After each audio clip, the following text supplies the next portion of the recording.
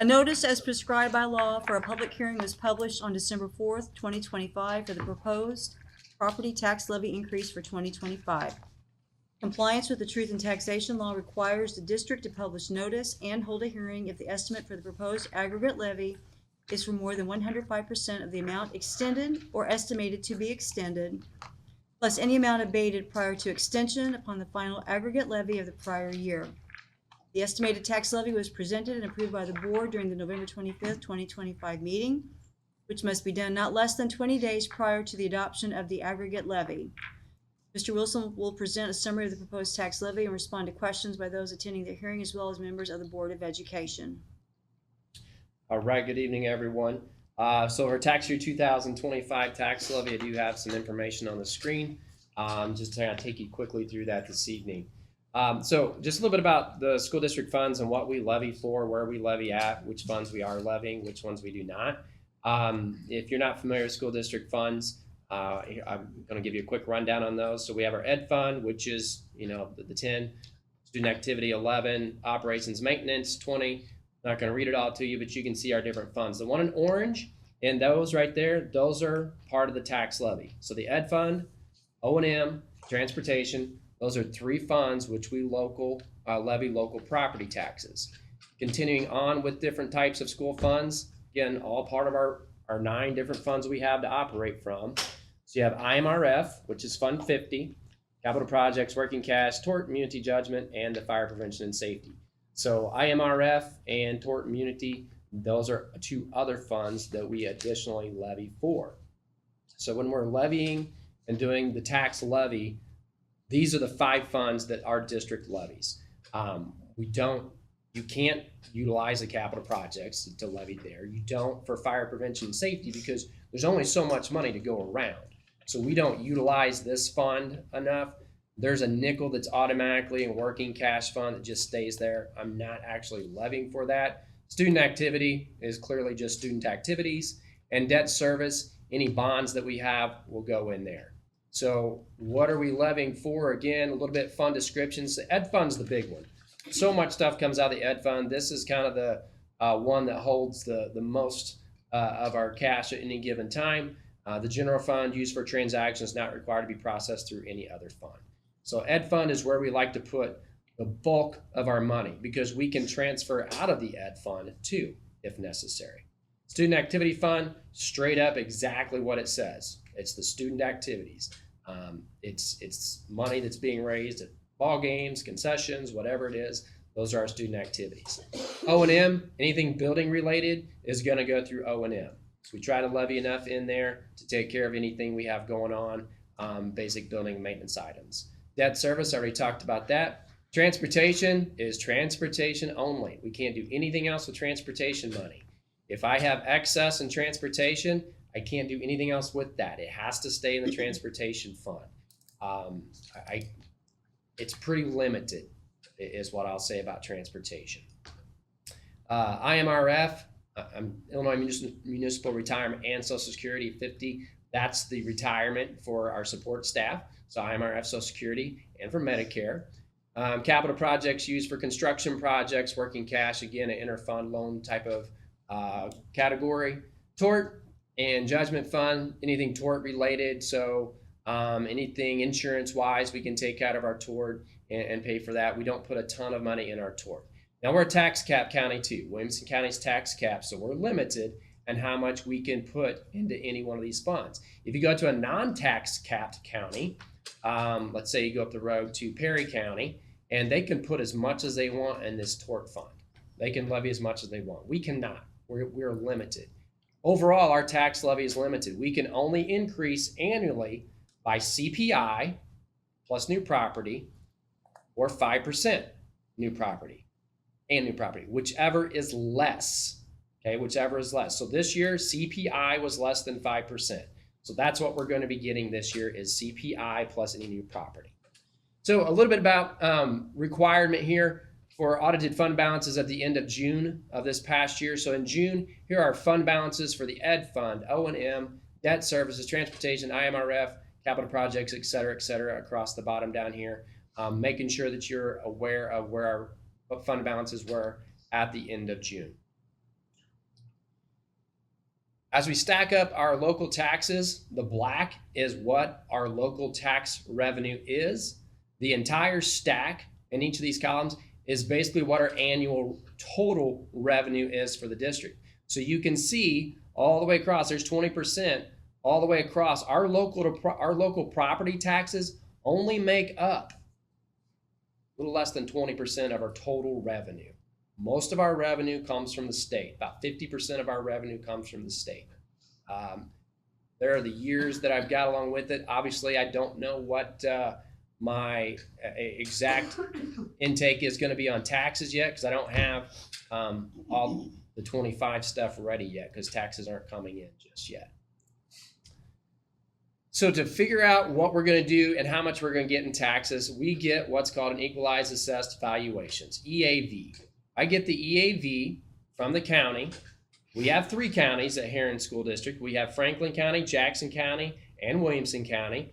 Pull all 3 of those together and show us what our total EAV is. How much is the value of all the properties that are taxable in the counties? You can see we've had a little bit of an uptick. Remember last year, everybody was pretty upset with their tax bills. Why were they upset? Because it went from 190 million EAV to 218 million EAV. That was about an 18% increase in the EAV. Did Herrin Unit 4 have anything to do with that? No, it had nothing to do with us. That was all done strictly by the county. So we've had another increase again this year. We're probably looking at roughly a 10% increase in EAV. That has nothing to do with the district. That is all to do with what the county says the assessed valuation is of property in our school district. We have just a little tidbit over in Jackson County and just a little bit up in Franklin County. So we take the EAV, and then I look at how much new property we're getting. So here's an idea of how much new property has been in our district over the last few years. And so using the 2025 tax year, this year we've estimated to have $3.8 million in new property coming into the district. So it's pretty much, we're a little over 3, not quite to 4 most years in the last few for new property. So it's a consideration when we're looking at the tax levy.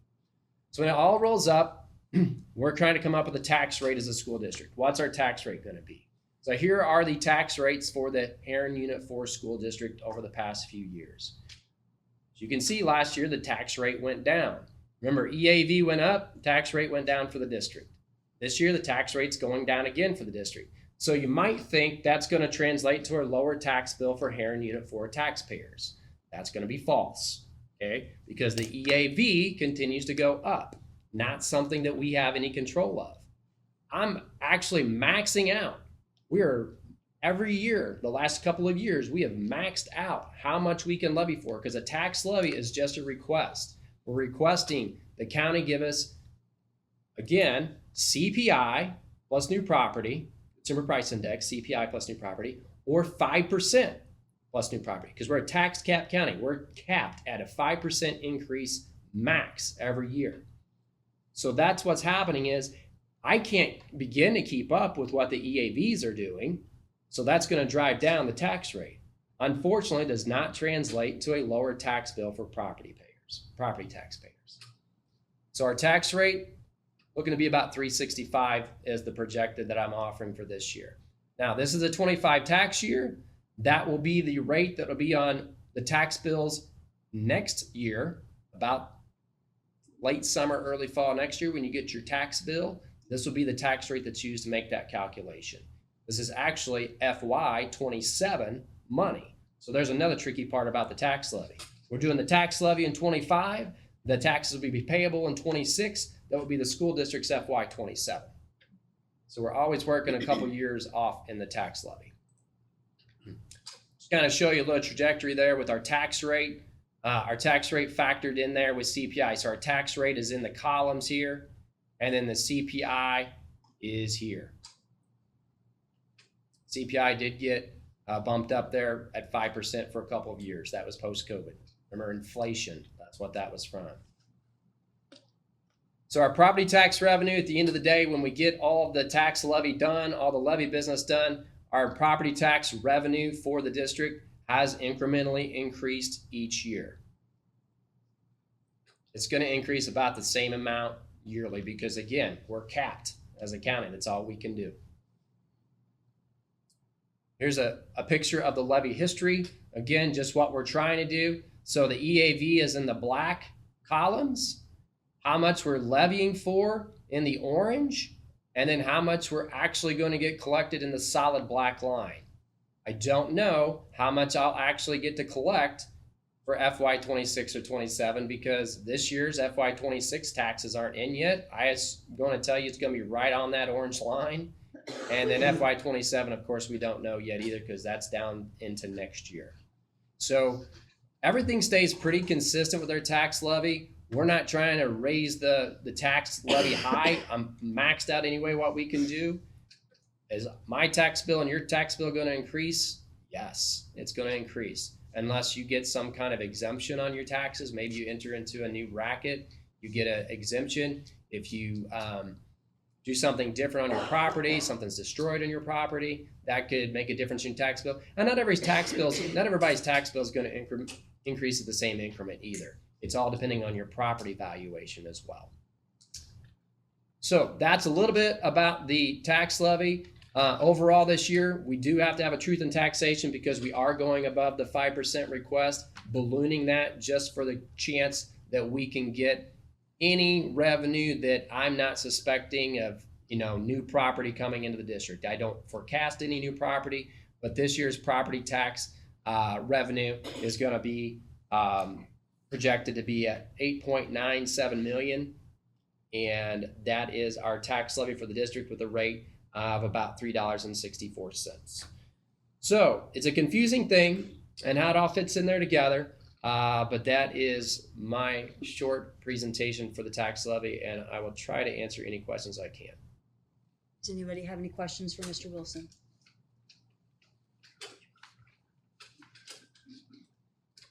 Seeing none, the proposed total levy without bonds totals $8,970,587, which is made up of the education fund of $5,450,000, operations and maintenance fund of $1,300,000, the transportation fund of $1,010,060, nothing within the working cash fund. For the municipal retirement fund, $361,700. For the social security fund, $434,525. The tort immunity fund, $414,302, which again, that all totals to $8,970,587. This is the amount that's needed to operate the district and fund the increased services, insurance costs, and salaries. This amount will also extend the ability of the district to have the necessary assets to operate the district for the next 2 to 5 years. We will adjourn the hearing and let the record show that we're adjourning that hearing at 5:43, and we'll move on to the regular meeting of the Board of Education. Items to be considered at the regular meeting of the Board of Education held Tuesday, December 16th, 5:30 p.m. in the Unit Office Conference Room, 500 North 10th Street, Herrin, Illinois, 62948. If everyone would please rise for the Pledge of Allegiance. I pledge allegiance to the flag of the United States of America and to the republic for which it stands, one nation, under God, indivisible, with liberty and justice for all. At this time, Mrs. Hastings will call roll. John Hutchinson. Here. Susie Etherton. Here. Cindy Miller. Here. Kelly Green. Here. Steve Young. Here. Brad Blakey. Here. Steve Robinson. Here. Before we proceed into our business for the evening, I'd like to make just a statement. We lost an important part of the Herrin CUSD family last week. Dr. Edmund Tresnick passed away. He will be greatly missed in the Herrin community. I would ask at this time that we observe a moment of silence in his memory and to lift up his family during this very difficult time.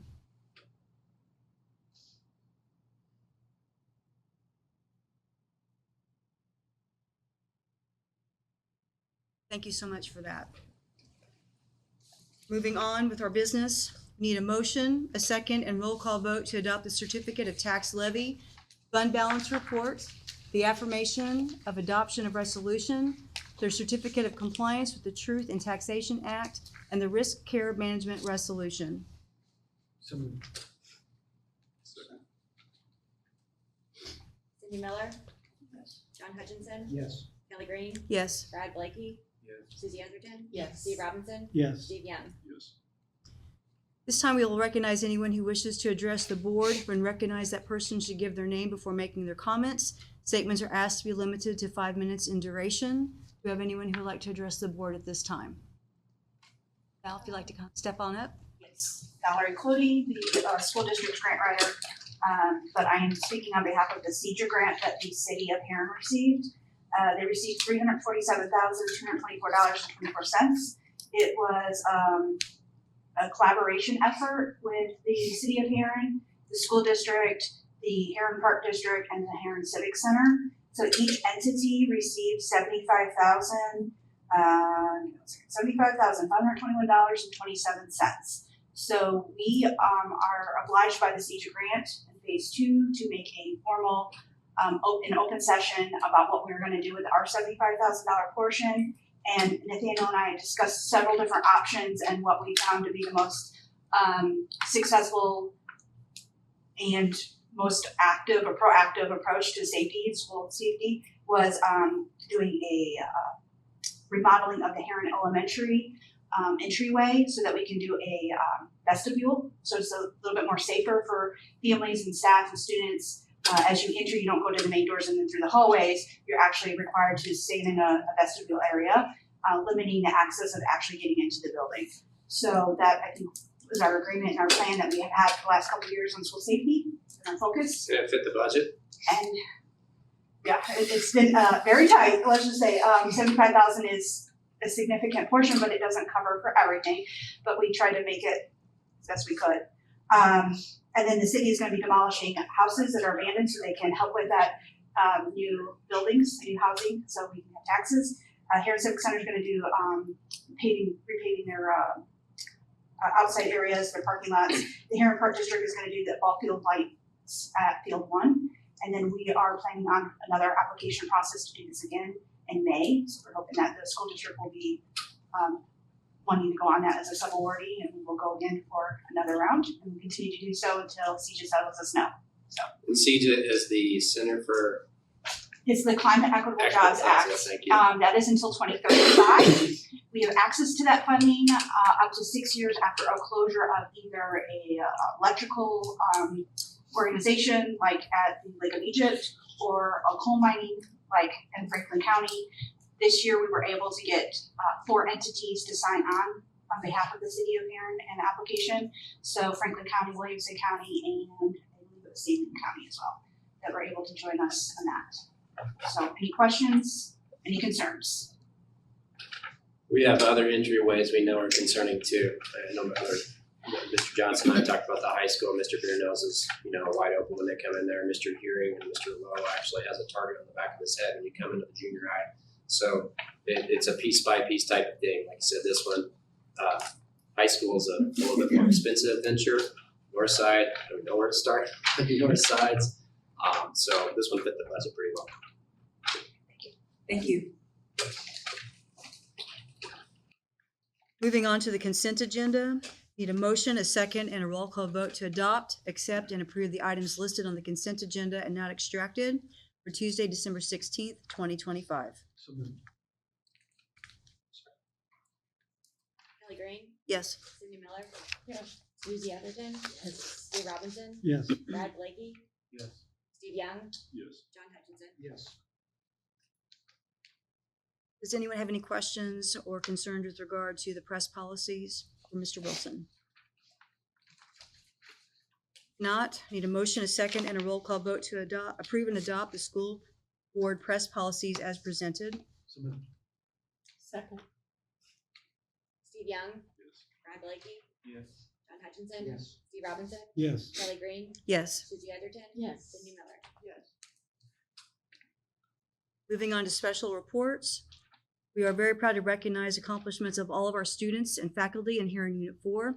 Letters are going to be sent out to those individuals on behalf of the board. With that said, I want to direct a very specific note of recognition to Mrs. Tara Whitley and Ms. Adrienne Hardwig for achieving their national board certification. Their dedication to the profession and to HES shines through in everything that they do. We wish them much congratulations on this outstanding accomplishment. For the record, Mr. Wilson and I are going to be doing something different with regard to all of the different achievements at the different schools, so it's a surprise. Your information is greatly appreciated, and it's going to hopefully get out to where more people will be able to listen to it and see what our good things, well, the good things are that we're doing in our district. So we did not forget you. It's just it's going to look a little bit different moving forward. Moving on to the building level summative designation reports. I will turn that over to Mrs. Cassie Burgess, Assistant Superintendent. Do you want this mouse or do you want me to control it from over here? I'll take the mouse. I can have some fun in this. No. Thank you very much. All right. Okay, so I know we have a lot to discuss. There's some new folks that are on the board that have not seen kind of this presentation before, and so the building principals are also going to help chime in, talk a little bit about their grow and glow areas within their school. And so the very first screenshot in this report that you all should have received just kind of gives you the district snapshot of what you see when you go on to that Illinois school report card. So it talks about the number of schools we have, the graduation rate, our student mobility, the schools and which schools receive the summative designations, the growth component for IAR, as well as the financial picture in relationship to EDF and where we fall within that tiered target. It also goes into chronic absenteeism, retention, so there's a lot of information. So if you have not had a chance to go in and kind of, preview the site, click around, because it does give you some really good data. And so we're going to do our best to try to hit the high points here. And if you have more questions about that, please feel free to let me know. So this kind of gave you a little bit of a timeline in terms of where we were when summative designations first were released in the year 2017, 2018, and you can kind of see, we started with a couple of schools that had some underperforming designations, and that was due to subgroups related to special education students. And so when you have a subgroup, again, that subgroup has to be at least 20 students to be considered a subgroup. And so when that subgroup falls below that all threshold, and that's what we're talking about, the all students threshold, then they, give you a designation where you are not considered exemplary or commendable. You then fall into a targeted or an underperforming designation. So you can see kind of the timeline where we are in terms of, the year prior to COVID, during that 1920 year. In 1920, accountability was waived. Some of the designations were not calculated. In school years 20 and 21, there was no summative designation. And then through the rest of the year, we've continued to kind of remain steady. So I think that's really something to be proud of, to show, the work that's been done, and especially from our teachers, support staff, as well as administrators. So the annual summative designations, and so when you're looking at this from the school report card, again, this is an indicator of school performance. How are we measuring up with other schools across the state? And so it's given annually, there's multiple measures, it identifies schools for support, and what that means is those schools that fall below that commendable designation, if you are eligible for that targeted support, then you are identified for status, which makes districts eligible for support. So we will get, funding to help us, bring our designation up, and we remain in status for 4 years. So if you look at this, and I'm not going to read all this to you, again, I want to point out down at the bottom, we talked about those subgroups. You have to have at least 20. And so these are the various subgroups that a district can have. But within each of these designations, you have exemplary. So again, that's the overall performance in the top 10% of all schools. Commendable, not necessarily in the top 10%, but they can't have any underperforming student groups or those subgroups at or below that all student group. And so within targeted support, that means one or more of the student groups is performing below the all group. So that's where the difference is. One of those subgroups is falling below that all group. Comprehensive, again, once schools are in that particular threshold, that means they're in the bottom of the 5% of Title I eligible schools statewide. And that initiates that comprehensive or that improvement status support. And then intensive basically is a school that's completed the comprehensive support, but whose performance still remains in the lowest performing 5%. I know that was a lot. So in terms of our district summative designations, and so I know this is a little bit, the wording is a little small to see, but if you look at the designations for each school and kind of where they fell, so we have within, like for Northside Primary Center, elementary school, the junior high and high school, each one of those schools have an index score that they fell in the threshold. So you can see that green box indicates what the school's score was for that all student group, and then the thresholds of exemplary and comprehensive or targeted. So if you look, all 4 of our schools did all fall within those thresholds. Where we kind of feel like, we've got to make some adjustments and improvements, we know that all of our schools, with the exception of the junior high, fell in the commendable range, but the junior high had one student group or subgroup that fell below the all group, and that was for students with disabilities. But again, I want to stress, we are always in this continuous improvement cycle where we're working to address, those glow and grow areas, to really get some feedback. We utilize this. We know it's a snapshot. It's not the only piece that we look at, but it is a snapshot where we're measured against other schools throughout the state. And so it just gives us an indicator of what we need to address and work on. This next slide just shows you the summative designation descriptive statistics. And so the first table is showing the number of schools by designation and their grade band and where they fell within each of those summative designations. And then the second table shows the percent of schools by designation and grade band. So you can kind of see here's the exemplary band, 10% of elementary schools and 10% of high schools were in the top 10%. And then if you look at the comprehensive and intensive, and those are falling below, obviously, that threshold of 5% or less. So here's the distribution of elementary and middle and high school index scores. And so when you're talking about the index scores, elementary and middle follow that threshold. So they are on those index scores specific to K to 8, and then the high school's index scores are on the right side.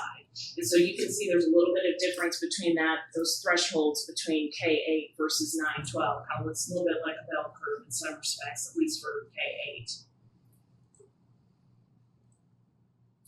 So these two items that were included just basically give you the breakdown of those multiple indicators of student success, definitions, and weights. So if you look at this, you can clearly see for elementary and middle schools, the academic indicators which have the most weight in terms of English language arts growth, math growth, English language proficiency, math proficiency, and then science proficiency and English learner progress to proficiency. So that means any students who are designated as those who speak a language in the home other than English. Now, we don't have enough of those students to make up a subgroup, and so that percentage is redistributed into those other areas. For high school, before I go to high school, so you also have 25% of that pie is considered for school quality and student success. So that's your chronic absenteeism and your climate survey. And so just kind of as a note of reference on that chronic absenteeism, it's worth 10% at the high school and 20% at the elementary level. And for high school, the biggest academic indicator is graduation rate, okay? And then rounding out the rest of that has to do within that 75, within that the rest of that academic indicator pie is English language arts proficiency, math proficiency at 7.5%, science proficiency at 5%, and then we talked a little bit about the graduation rate, which is 50%, and then that English learner progress to proficiency is an additional 5%, but again, that gets redistributed because we don't have an English learner subgroup. And then rounding out, the rest of that pie has to do again with that chronic absenteeism as well as that climate survey, and ninth graders on track. And so I want you to know before we move forward, everything that I'm sharing with you this evening is slated to change next year. And so this makes it a little difficult because you feel like you're always trying to, float and move and address and respond to this moving target. But having said that, we are always going to adjust. We're always going to do what we can to make sure that we are addressing proficiency and progress appropriately. But I feel like there's been a little bit of pushback, in terms of schools trying to figure out, okay, what do we need to prepare for? Because they're going to use this year's data to report on the accountability system for next year. So there's some additional changes that are coming. Unfortunately, I feel like we just got this down and now it's changing again. Is it a new test? No. Now, the only thing that has changed, SAT used to be the assessment that we used at the high school. Now, last year that was changed to ACT, but we're continuing with ACT, so that's a good thing. I will also say in the previous year, we were looking at different performance indicators. So in the past, and we realized Illinois had one of the most stringent benchmarks in terms of, trying to address performance. And so the state had decided they wanted to level set those benchmarks so that the Illinois Assessment of Readiness, the ACT, the Illinois Science Assessment were all using a 4-tiered system. And so at least that part has happened, but the calculations in terms of how we come up with those summative designations has not changed.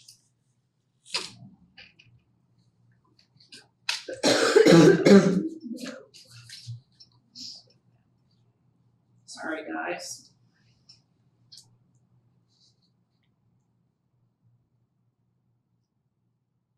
Okay. Should be me, right? Yes, I'm going to turn it over to Dr. Johnson for the high school.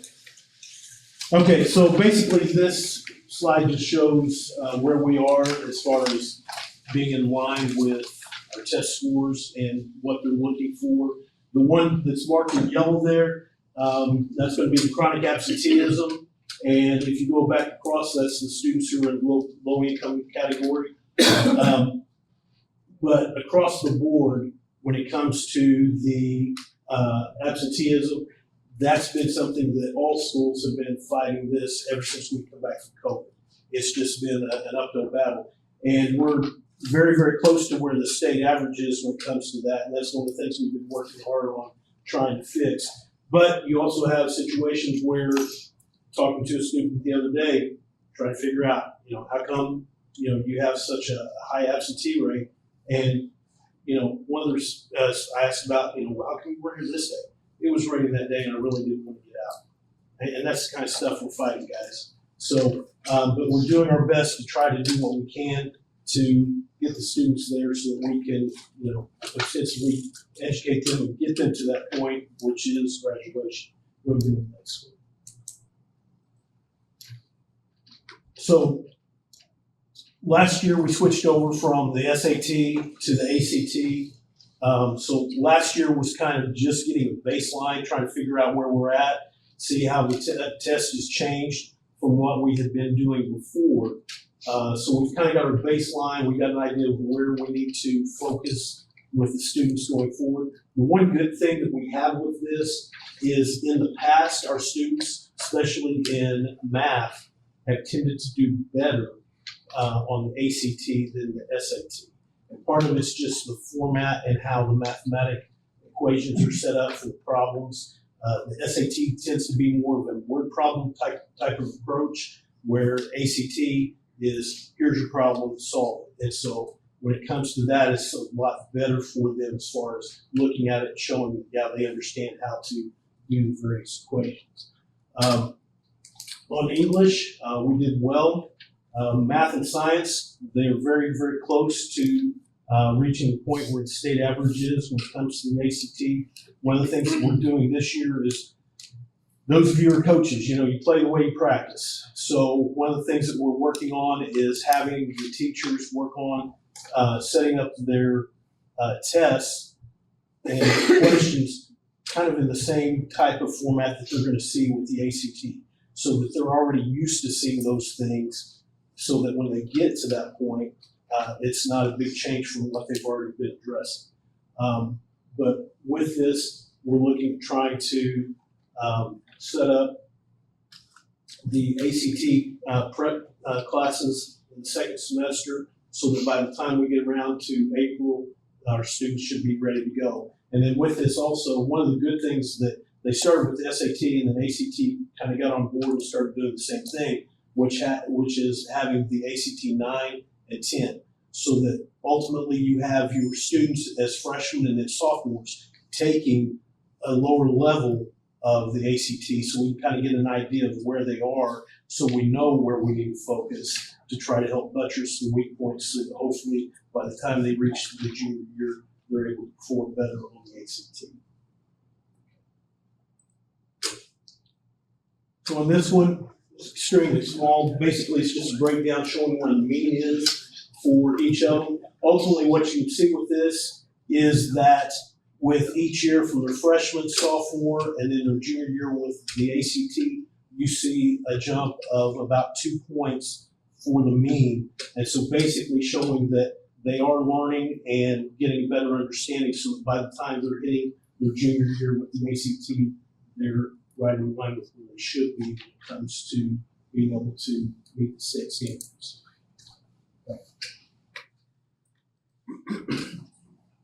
So one of the areas that we have worked very hard on the last few years has been the freshmen on track.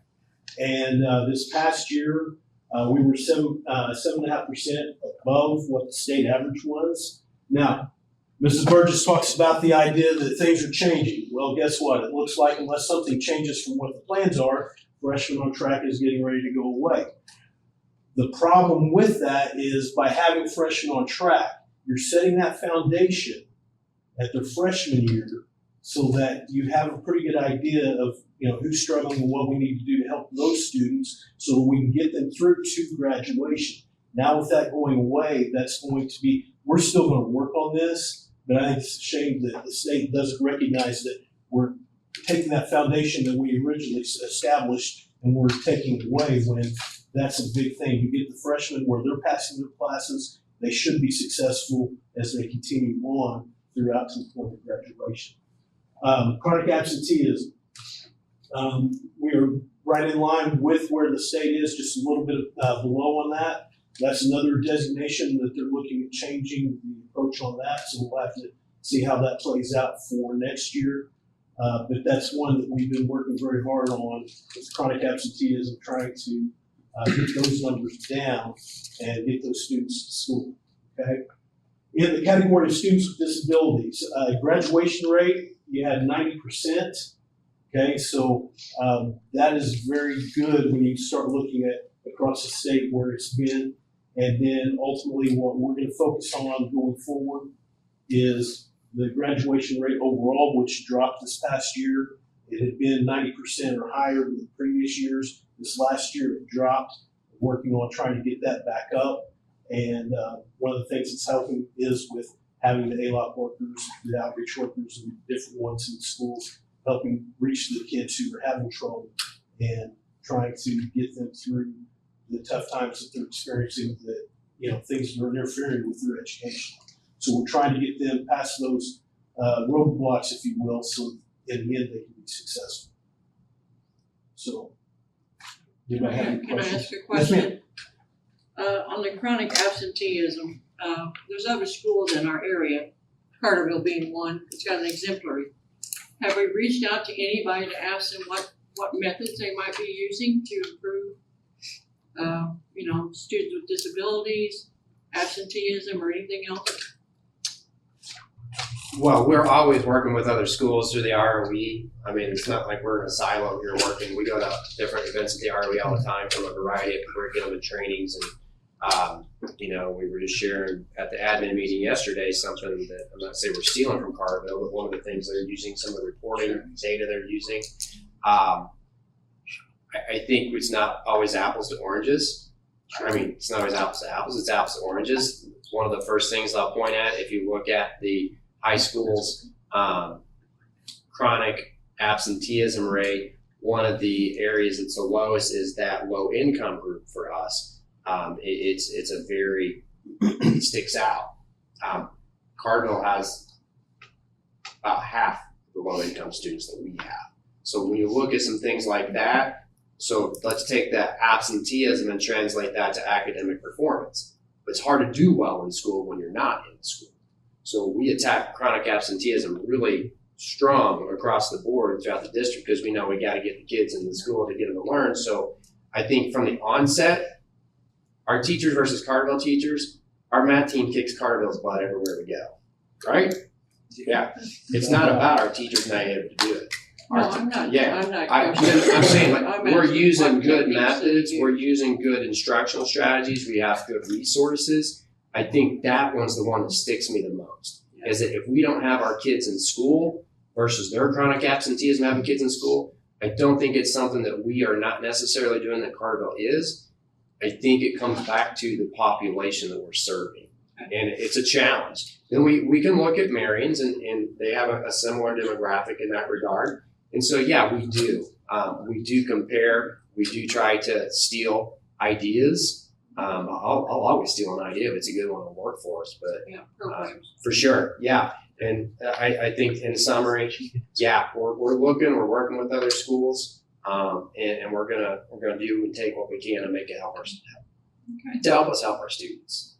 And I would also look at the number of special ed students in our district compared to. Yeah, that's another part of it too. Sure. I do have a question. Yes, sir. On the freshman fast track, Freshman on track? Yes. freshman Yeah, on you're track. Is that a class No. or? Basically what it is, at the end of the semester, what they look at is to see are freshmen passing their classes. And with that, they have to be passing their core classes, okay? So math, science, English, okay? Those have to be classes that they've passed. If they're not passing their core classes, then they're That's just viewed something they as, report on the report card or? that's part of what we have to report Okay, to the but state. you know, and then that's what they they're recommend. getting away with that. As far as the designation, when you go back to the pie chart that Yeah. Mrs. Burgess had earlier, that's I think like 6.8 if I remember correctly. As far as That's what okay. we get, that's going away. They're going to come up with something else for us to be It's focusing on. not something we're doing. But no, we're going to continue because I'm a firm believer that you have to have that firm foundation to work going forward. So Okay. we're still going to work with our freshmen to make sure that they are passing those classes so that they're able to be successful and And hopefully get to the will point we right. still be giving freshmen and sophomores that ACT? Oh, yes, most definitely, yes. That's not going Because that's one of those things for us, it gives Yeah. us an idea of where we need to be working to build up their skills so they'll be able to perform better. on the clear my own mind No, about it. you're fine. Anything else? Yeah, I may have missed it. What is the definition of chronic absenteeism? What It's 10%, 10% of the school's year. Use a number. Use a number. So in 180 day school year, and it's not like just the 25-26 school year. We're talking about from this point going back all the way to last year at this point in the school year, 180 previous school days. If a student's missing more than 10% of those days, so 18 days, are considered chronically absent. And next year, what we've been told, like for growth and proficiency in terms of those academic indicators, 8th grade scores are also going to count into high school as well as ACT. So again, that just brings up the point about that continuous improvement, working school to school, especially with our junior high to our high school. That's going to give us another indication of what are some things we need to be doing. We've got lots of programs, we have lots of resources, but what are the areas that we can best support our incoming freshmen and continue those supports that we provide for freshman academy, for freshmen on track, even though that's going away. Anything else? And Mrs. Miller, to go back to your question originally, we do have several incentives that we have at the school to try to encourage students to be there.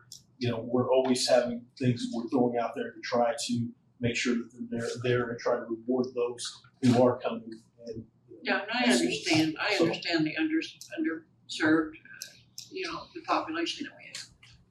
I do.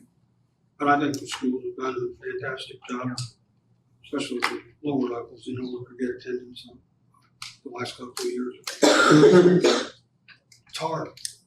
I've been there. And it's not their fault. So just really quick, I just want to make sure that as you're going through this report that you're noticing, this is a summative designation report. And so when we're talking about the subgroups, these are the subgroups that are listed here. And then what happens is they take those scores and work them against weights and measures, depending on, those percentages that I shared with you for each of those indicators. And then this summative score here is what we're talking about, and this would be for the all groups. I know I kind of referenced that as we were talking about the information as far as those summative designations, and so it gets a little bit confusing because, well, why would, if you got an 83.52, well, that's your all group, but if you have any of these other subgroups that falls below that threshold, then they're considered targeted.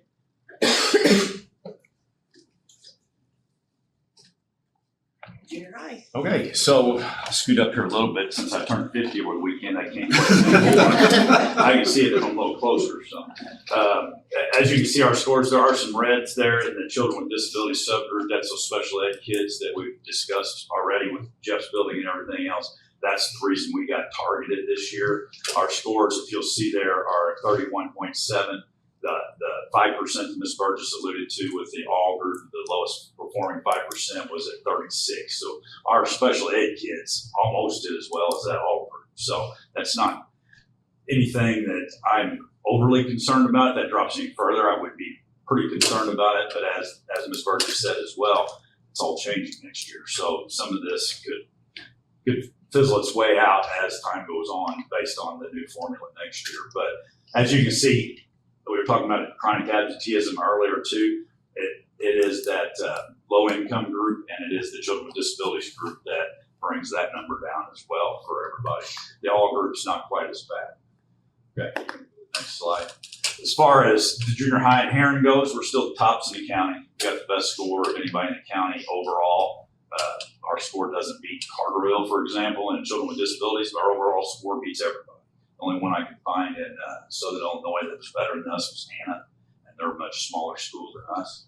We had 100% proficiency in ELA this year, almost that in math, just barely below, like 99 or something like that in math, so we were close. Growth is strong in the majority of our subgroups, even with the children with disabilities group. We did have some growth there. Looking to improve those science scores just a little bit more with our 8th graders next year, and hopefully that'll bring that score up as well. There's still work to be done in chronic absenteeism, although we did improve that by 3% overall this past year from the year before.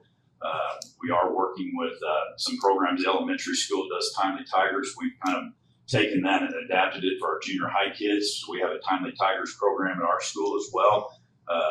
Our incentives probably are a little different than theirs because we got older kids. Junior high kids don't like SpongeBob as much as other kids, so we have to do things.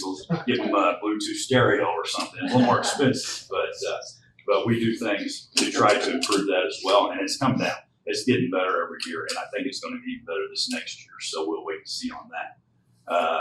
Last thing, I'll piggyback on what Jeff said. The school social workers, the outreach workers, the ALOP workers, all that stuff has helped tremendously. The school resource officer even talks to kids about their attendance. The ROE provides help with that area too, with their truancy program. Some of these kids, parents have to go over to the courthouse and meet because their attendance is that bad. And that does help turn some around, some does not, as well as I do for the general public, it doesn't always register with certain people. But that's in a nutshell the junior high. Any questions on the junior high? I don't want to take up too much time tonight. We could talk about scores for hours as much as we've delved into them over the years, but I know that a lot of this is repetitive too, so. I don't have my glasses on, so I'm gonna have to move up here. How old are you? I know. We don't talk about that. Okay, probably a common theme among the buildings that summative score we're real proud of. I think our building did a very nice job. Areas that we need to look at are the children with disabilities category in math growth and science proficiency, and 2 or more races, that math growth.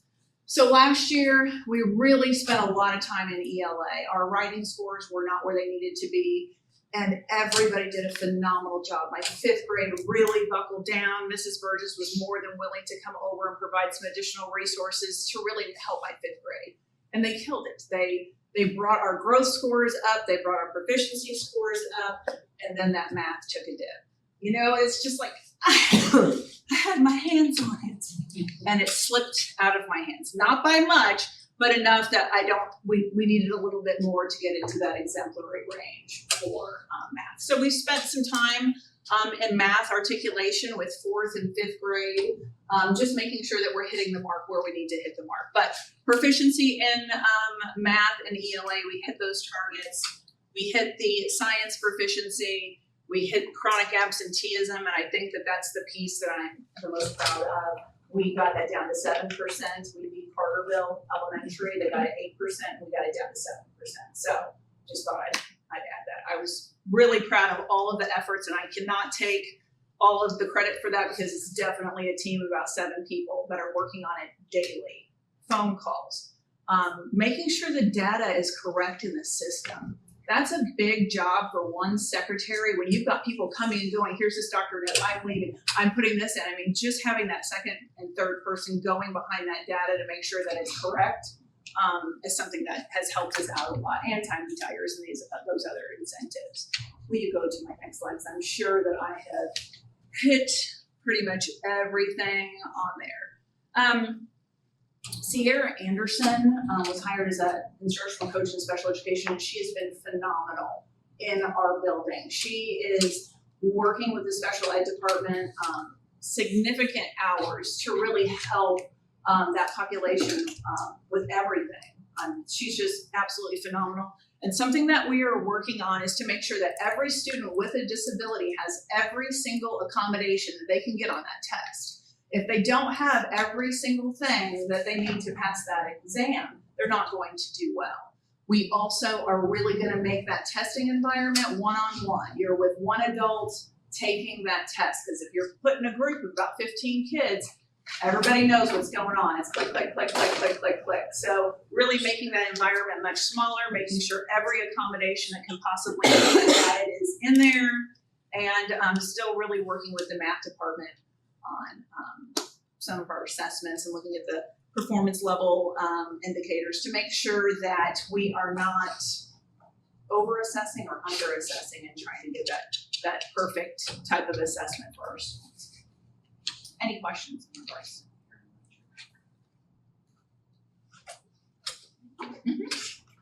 All right, for Northside, our school is very unique.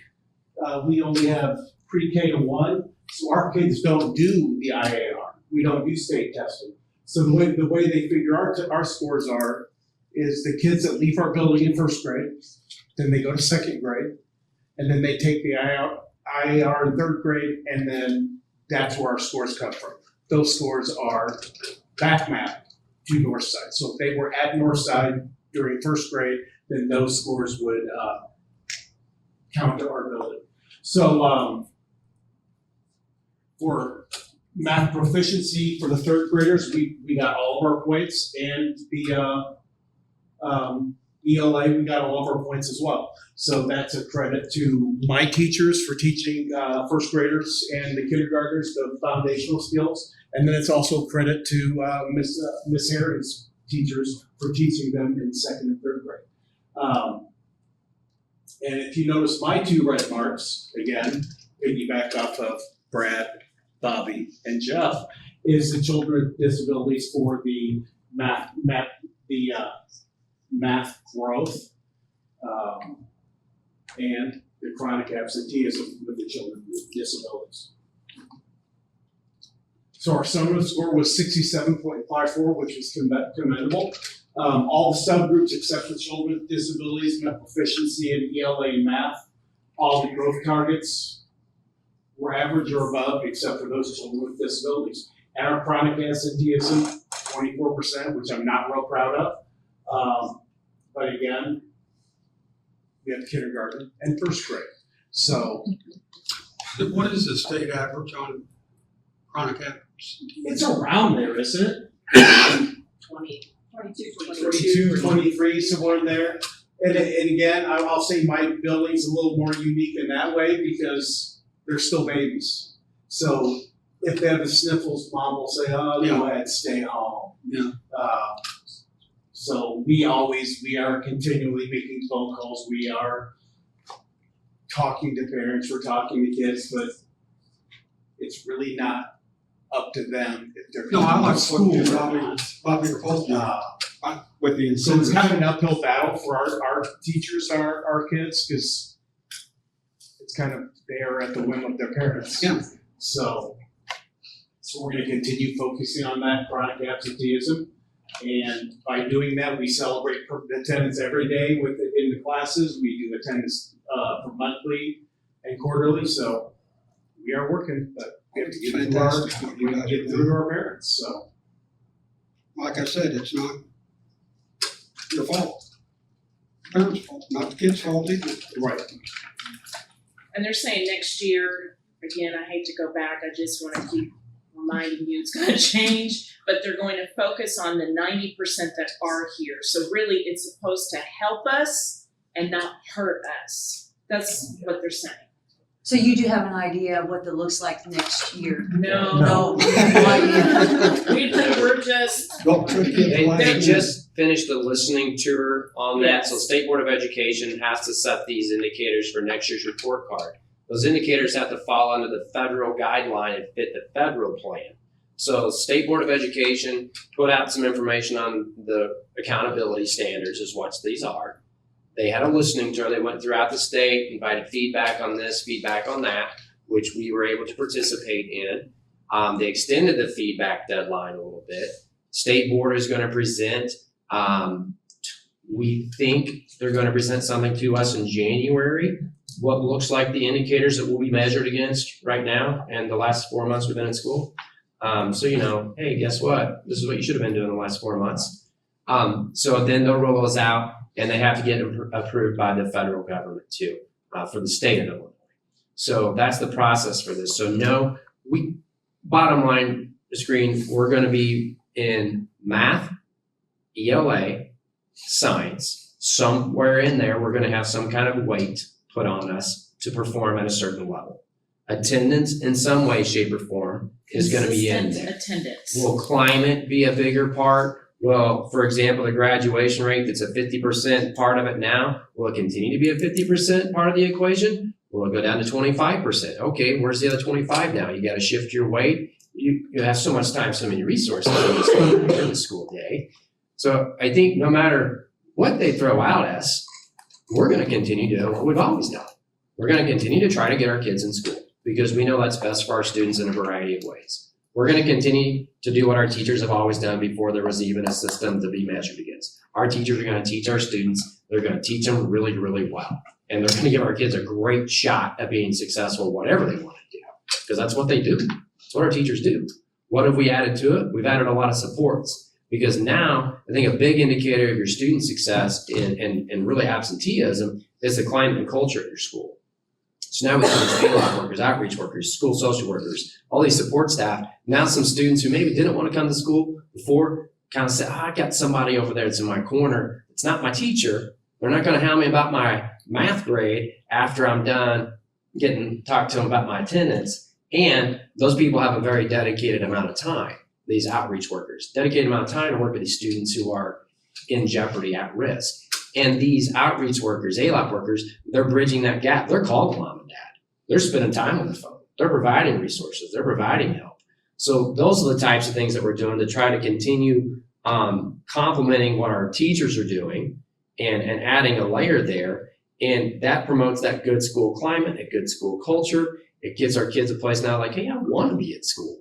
That's where I want to be all day. I want to go there. I want to be there. And when I'm there, might as well learn something, while I'm here. So it doesn't matter what the indicating and accountability system looks like for next year. Will it change our focus? We'll play the game, We're going to do what we got to do to try to hit those high points. But the reality of it is we're still doing what we've always done, and Herrin's always done long before I was here, just doing a great job teaching. That's what we're going to continue doing. Do you find that the role of a teacher has changed, and this is no reflection on our staff or administration or anything? Are we moving toward just getting our kids prepared to meet the guidelines, or are we actually teaching our kids so that they learn and have skills when they get out and they can be a productive human? What does that look like? I feel like that we have a pretty good combination there, that we can take some kids to that level where if you just want to be a machine and you want to crank out some, that's what you want to do, yeah, we can give you all that. But if you're somebody that's like, man, just give me the stuff I need to be able to be a self-taught, to continue a lifelong learner, we can do that too. We can provide the different avenues for students that they need. It just feels like, and I understand the reason why you have to have the standards and everything else, I get that, but it feels like it's just a situation where from the state level, they're forcing you to make our kids perform as opposed to actually teaching them so that they learn, so that once they get out of school as an adult, they can still learn and grasp and do, because learning does not stop when you graduate from high school. It doesn't stop when you graduate from college or you go through a trade school. You are consistently, as an adult, having to learn things, and that's skill sets that you learn while you're in school. And it's frustrating. It seems frustrating to me. It's got to be frustrating for you guys. Well, I know at least at Northside, my teachers spend at least the first 5 months of school, 4 months of school is just teaching the kids self-control in the classroom so they're ready to learn. So, they're teaching them social emotional skills along with academics at the same time. So it's a big job. I think you take another shift that's a bigger shift, for a long time it's all about college. And I think some people have realized that was an error. The powers that be for many years was just forcing college on everybody. And that's not the case anymore. We've really transitioned as a state, as a nation, to understanding and valuing the trades and the career pathways. And as we continue to look at that, look at this year's indicators for student success, that makes up nothing in that. And I've got a bunch of kids up here that are going to be able to be great carpenters, welders, mechanics, you name it, in that kind of career field. And that's not even showing up in here anywhere. And that's not, you're talking on both sides of our mouth. It's like, hey, let's provide some good trade options for our students. And then, oh no, you got to come back and make sure you're a really good English language arts person. Yeah, right. So that's some of the struggle that's there, like you're alluding to. It's like we're teaching to the test, if you will. Yeah. But we're still breaking out of that, and we're doing our diligence, getting students prepared for those exams. We're also doing our diligence in preparing students for their career occupations too. Mr. Wilson, I mentioned that too. You said career pathways. We have 6. Is that the More most than in Williamson County? any district in the county. We have 6 career pathways that have been recognized and established and recognized by the state. It's another feather in our cap that doesn't show up here. You know how many Carterville has? You know how many Marion has? And they've reached out to us to actually They're asking us, support what are you doing? How are you getting it done? It's like, we mentioned Sierra Anderson, we didn't mention Steve Priest, right? Steve Priest, the special education instructional coach at junior high, senior high, and what he's doing, what we're doing through our co-teaching classrooms, and other districts are coming to us going, how are you doing that? We want to do more of that. Co-teaching is basically putting special education students, special education teacher into a regular education classroom with a regular education teacher, combining those, and you're seeing better results from it. You take our instructional coaches. My goodness, Herrin's like, good, we're the grandfather of instructional coaches. We show people how it's done in this area. So yeah, there's a lot of that good and do a lot of good stuff. And does it come back to an indicator and 25%, 7.5%? Not always, but still good things to be doing. And we will continue doing those things, but also shifting where we can, allocating our resources appropriately. So this is just following up with the really good things that are happening in Herrin in terms of these initiatives. And I mean, a lot of this is not new. I mean, you should be proud as a board. These are the things that you have helped us to provide resources to our teachers, provide resources to our community, provide resources, support to our families, you know, whether it's tutoring or enrichment opportunities or having an awesome STEM night, you know, it just continues to grow and flourish. Are we going to always have these issues where, yeah, we're going to have issues with chronic absenteeism? Yes, but we're doing what we can to reach out to our parents and help them understand your child needs to be here, even at kindergarten. It's not just the old kindergarten anymore. They need to be here and be here every day. And so, you know, these initiatives that have been put in place with the Board of Education for Herrin has really helped to support all of the great work that's being done by teachers and support staff and administrators. So the next couple of pages just kind of give you an idea of summative designations and where, you know, we match up with some of the other high schools in the area. This is just, you know, for your information only. And then the same with the summative designation of area and middle schools, elementary and middle schools, just so you can kind of get an idea of where, you know, some of those designations fell throughout the area and the region. And so again, you know, taking all of this information, trying to come up with an action plan and figure out, you know, what are some things we need to capitalize on? What are some things that we need to continue to celebrate, you know, those successes? And then what are those things that we need to kind of work on, we need to grow from? And so again, that instructional piece, as far as those strategies to increase growth within that students with disabilities subgroup, looking at increasing those efforts. You know, we've got that pre-K program that we want to see it continue to grow because that's going to help Mr. Virno as kids come to Northside and go to kindergarten and first grade to help build that stamina so that we can help kids to be able to learn. Strategic plan to address district-wide continuous improvement efforts, that's ongoing. It doesn't just stop, and it doesn't end in the summertime either. We're continuing to have those conversations about what are the needs, what are the areas that we need to really, you know, hone in on for support for students and our families. Chronic absenteeism, how do we continue to decrease that? How do we increase opportunities for college and career pathway endorsements? I mean, we got 6 of them here, you just heard. You know, other area school districts only have 1. Address those strategies to support ACT readiness. And again, that family engagement piece is so vital and important. We want to be partners with our families and we want to be able to support them. So just kind of engaging that relationship more, I think, no matter where you are, what level, whether it's kindergarten all the way up to high school as we, you know, continue to prepare our students for post-secondary education. Any questions? Oh, your light bulb's blinking up there. That's It cool. is blinking. It's blinking. It's not flat. No, good work. Cassie, administration, teachers, faculty, everybody puts that together. Appreciate that, and really good information. We could spend a lot of time talking about the good things going on in the Herrin School District, and I know you guys want to, but I also know you want to go home. So, happy to answer any more questions. Nathaniel just said exactly what I was going to say. Thank you, Mrs. Burgess. Thank you, Mr. Wilson. Thank you to our administrators, our teachers. It's a group effort. We appreciate you very much. Keep up the wonderful work. However we can help, let us know. Are there any questions moving on to new business with regard to the Survivor Empowerment Center? If not, I need a motion, a second, and a roll call vote to approve the agreement with the Survivor Empowerment Center as presented. Second. Susie Etherton? Yes. Steve Robinson? Yes. Steve Young?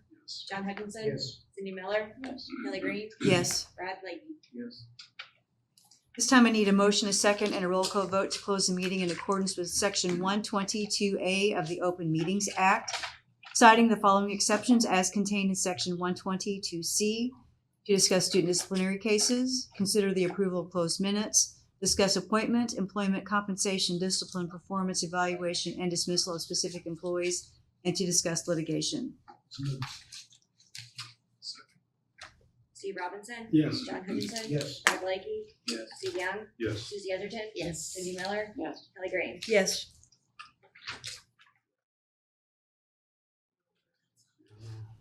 We need a motion, a second, and a roll call vote to reconvene to open session. Brad Blakey. Susie Etherton. Yes. Steve Robinson. Yes. Hutchinson. Yes. Kelly Green. Yes. Cindy Miller. Steve Young. Need a motion, a second, and a roll call vote to adopt the closed minutes from the meeting held November 25th, 2025. So moved. John Hutchinson. Yes. Susie Etherton. Yes. Cindy Miller. Kelly Green. Yes. Steve Young. Brad Blakey. Steve Robinson. Yes. Need a motion, a second, and a roll call vote to approve the following personnel recommendations as presented. For maternity leave, Hannah Arview, whose leave will start February 2026. Resignation, James Carlton as a reading aide for Northside Primary Center. Deborah Moore as a cook for the junior high school. For employment, Chelsea Kane as a cook for the junior high school. Amy Emery as an AM supervisor for the junior high school. Mason Clough as a boys track dollar coach for the high school, and to post the vacancies for a reading aide for Northside Primary Center, cook for the junior high school, and a computer teacher for the high school contingent upon resignation letter. Second. Cindy Miller. John Hutchinson. Yes. Kelly Green. Yes. Brad Blakey. Susie Etherton. Yes. Steve Robinson. Yes. Steve Young. Yes. Daniel put the hat on last time. It's my turn this time. We just want to wish everybody a very Merry Christmas. Hope you guys all have a very blessed New Year. We thank you for all the work that you do for the Herrin District. You are truly, truly appreciated. And we wish, once again, Christmas blessings and everything to you in the new year. Be safe if you're traveling. And having completed the items on the agenda, I need a motion, a second, and a roll call vote to adjourn the meeting until the next regularly scheduled meeting for Tuesday, January 27th, 2026 at 5:30 p.m. in the Unit Office Conference Room. Kelly Green. Yes. Cindy Miller. Susie Etherton. Yes. Steve Robinson. Yes. Brad Blakey. Steve Young. Yes. John Hutchinson. Yes. Thank you, everybody. Merry Christmas.